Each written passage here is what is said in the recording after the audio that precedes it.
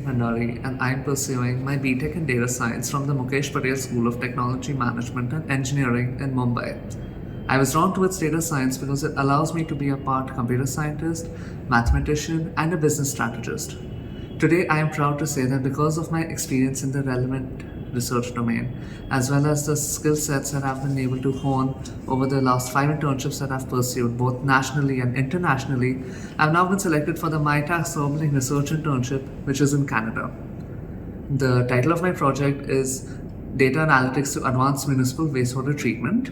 The overall objective of our project is to increase climate change resilience along with municipal waste.